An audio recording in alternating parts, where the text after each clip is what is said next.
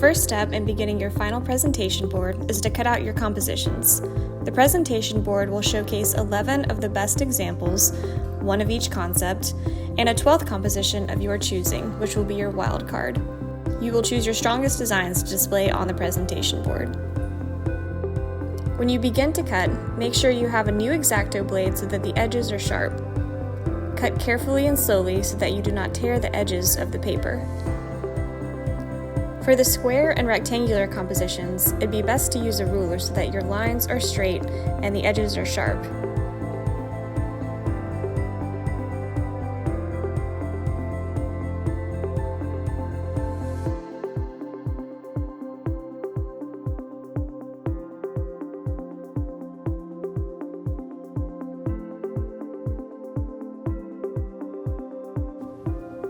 When cutting out the circular composition, make sure to cut slowly and steadily, and rotate your paper as you go to make this a little bit easier.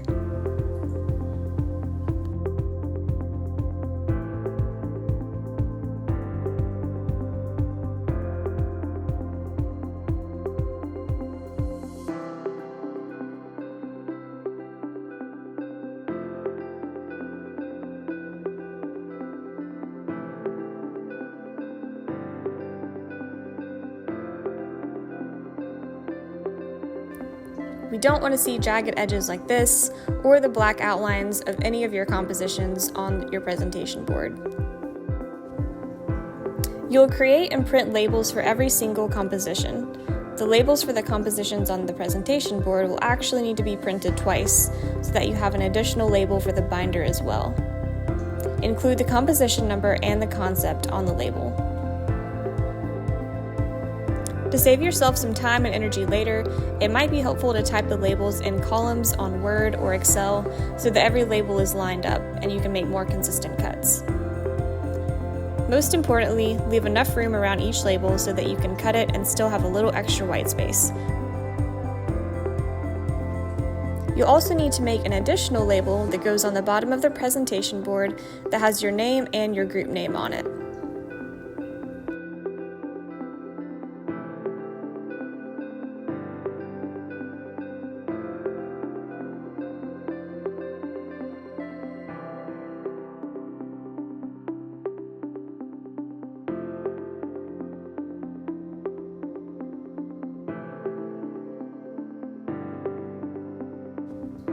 When typing the labels, make sure you use a simple and easy to read font. Sans serif fonts are preferred, and never use a script font.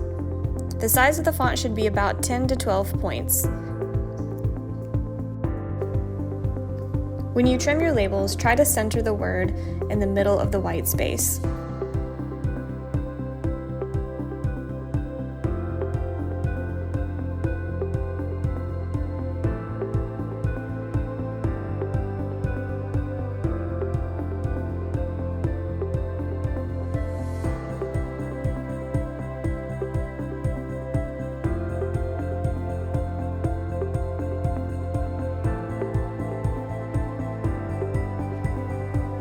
You can always go back and trim off a little excess if you need to. Just try to make sure your labels stay the same height.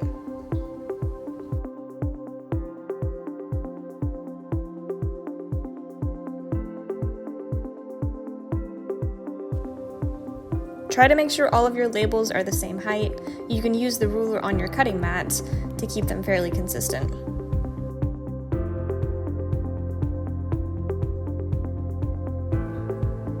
You have the option of cutting your presentation board to any size that fits your compositions well and orienting it how you like. If you buy a piece of mat board that's larger than the size you need, then you'll need to cut it down. For the purpose of this demo, I'm using a black mat board, but you have the option of using black or gray. I'm cutting mine to 20 by 30 inches and arranging my compositions vertically. Make sure you use a fresh and sharp X-Acto blade. Don't rush this process and don't try to cut the board in one pass. You should use several passes, bearing down firmly but not forcing the blade to cut. Let the blade do the work for you. This will ensure a clean cut and a precise edge. Sometimes it takes over 10 passes to finally cut the mat board. We don't want to see any jagged edges on the mat board either, or any small pieces falling off like this. Make sure you take your time so that your cuts are all clean. You also want to make sure your mat board is stored in a safe location where it's not going to get dented and banged up just like this corner is.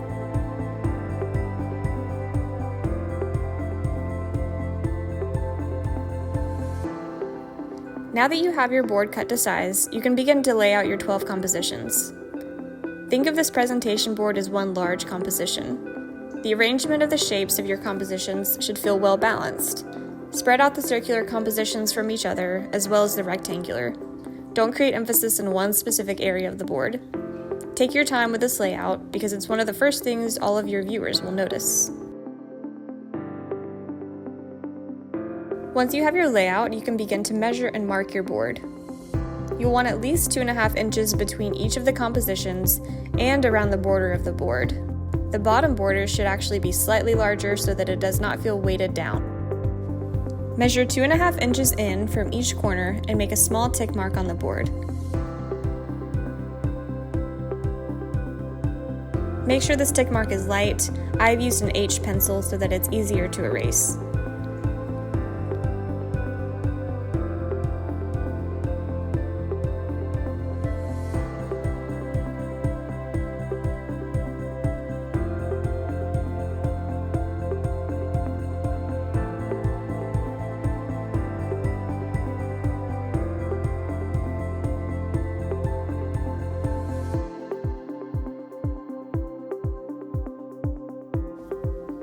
You can also make a small tick mark 2.5 inches in from the center of the board just to help line up your ruler.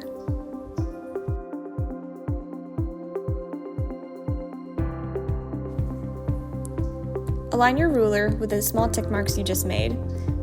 This will create the top border for your first row of compositions.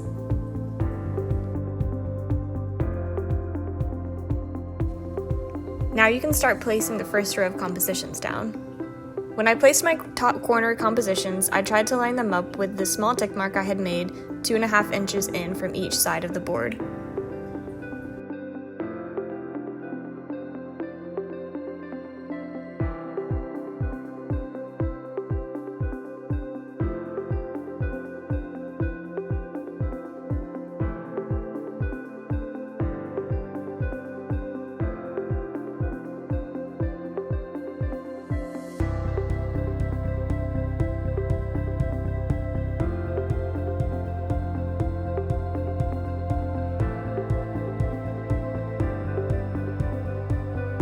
To be more specific, I made another small tick mark farther down, 2.5 inches in, so that I can be sure my composition is sitting against the vertical border.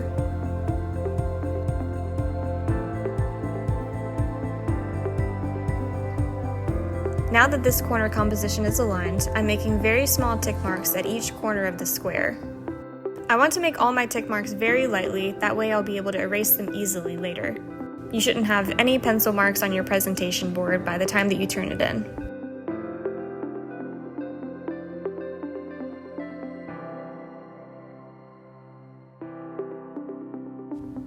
Now you can repeat this process on the opposite side.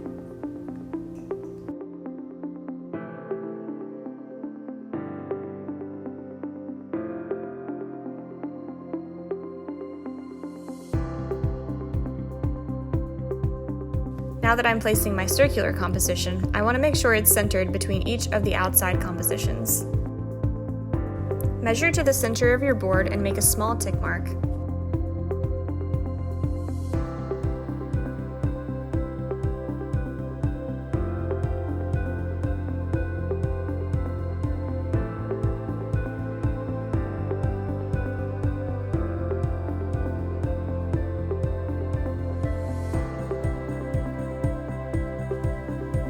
Then measure to the center of your composition and make a very light tick mark as well.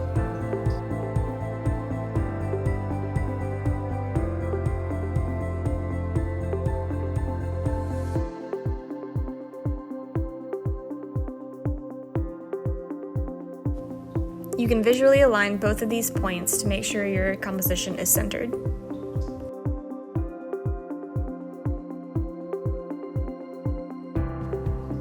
I want to make all my tick marks very lightly, that way I'll be able to erase them easily later. We don't want to see any pencil marks on your presentation board by the time that you're done.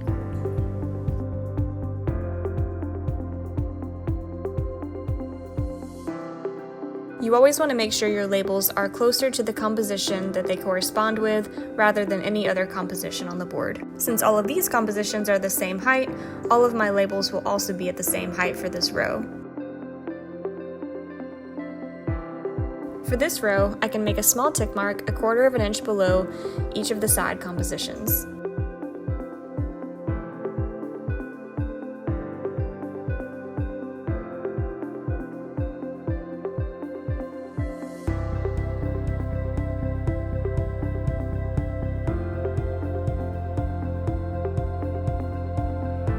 Line up your ruler to each of these tick marks and make a very light and small straight line under the center of each composition.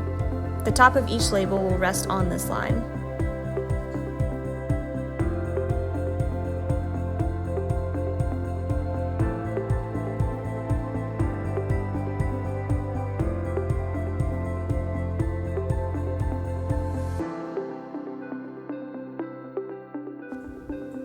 When you're centering your labels to each of the compositions, you may measure the center of each composition as well as the center of each label and line up the marks.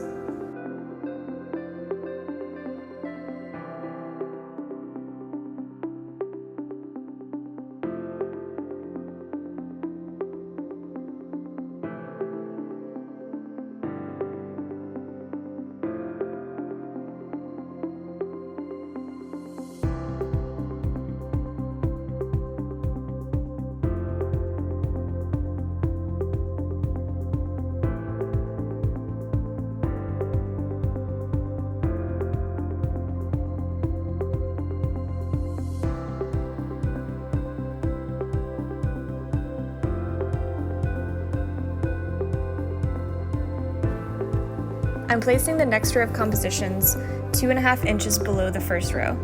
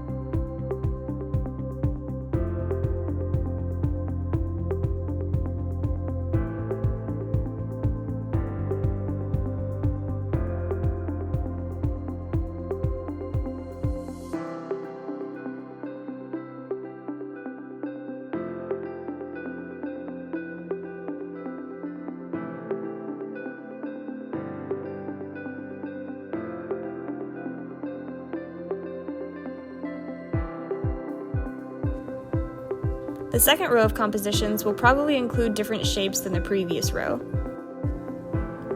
Instead of lining up the edges to the borders, you'll actually center the compositions to the compositions directly above them.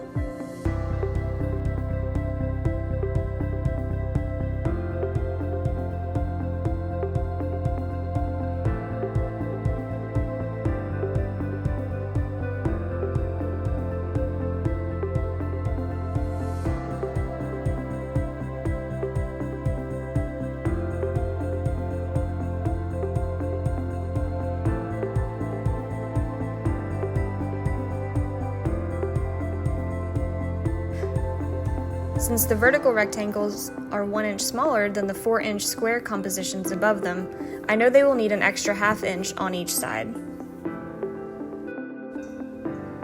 This means the vertical rectangles will actually sit 3 inches in from the outside of the board.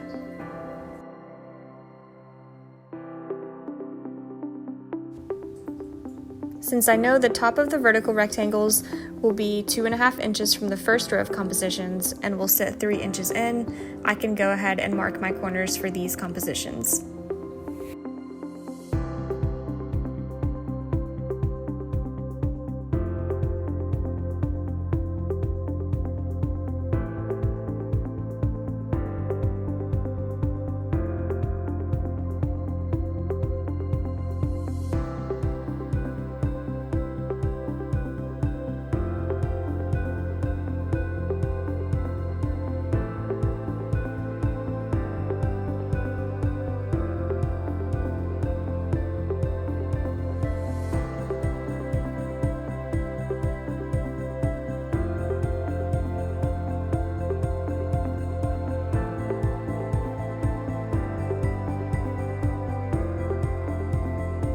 The horizontal rectangle in the middle is a bit different.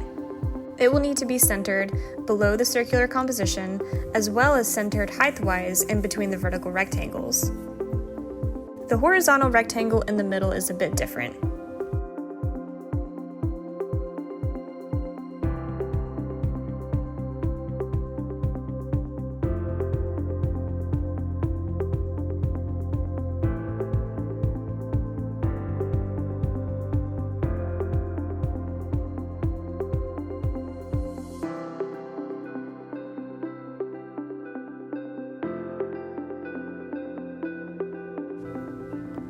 Instead of lining up the edges to the borders, you'll actually center the compositions to the composition.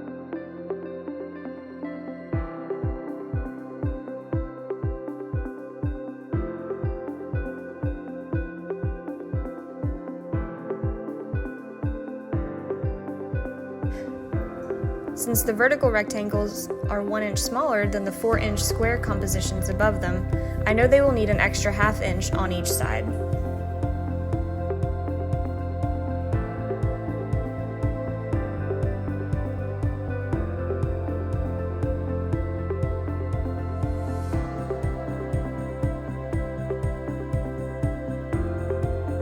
I'm placing the next row of compositions 2½ inches below the first row.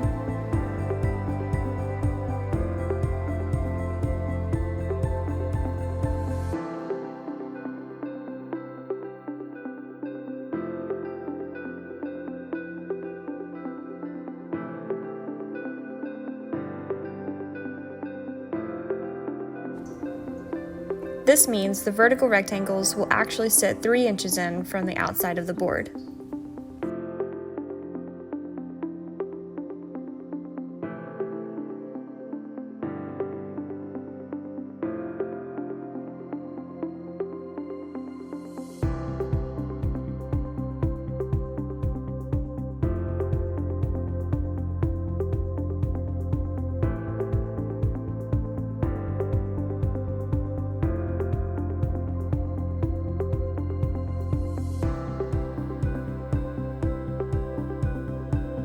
The horizontal rectangle in the middle is a bit different. It will need to be centered below the circular composition, as well as centered height-wise in between the vertical rectangles.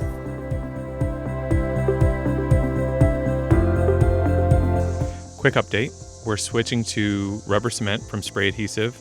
Here's the new process. Work at a clean table in a well-ventilated area.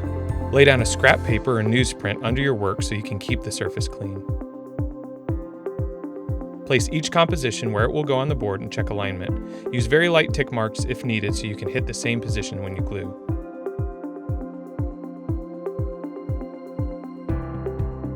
Flip the composition face down and brush on a thin, even coat of rubber cement, edge to edge, especially in the corners.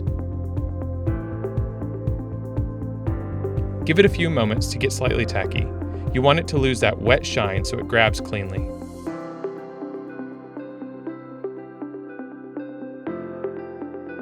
Line up your tick marks and set the composition down carefully. Corners and edges should sit flat, no gaps, no lift. Lay down a clean sheet of paper over the composition and gently rub from the center outward.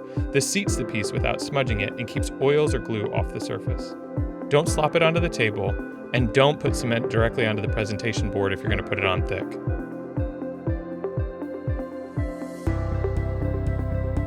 Mount the labels with the same thin coat, aligning them to their matching composition. Use a rubber cement pickup to lightly remove any of the extra residue. Dab, don't scrub, so you don't mark the board.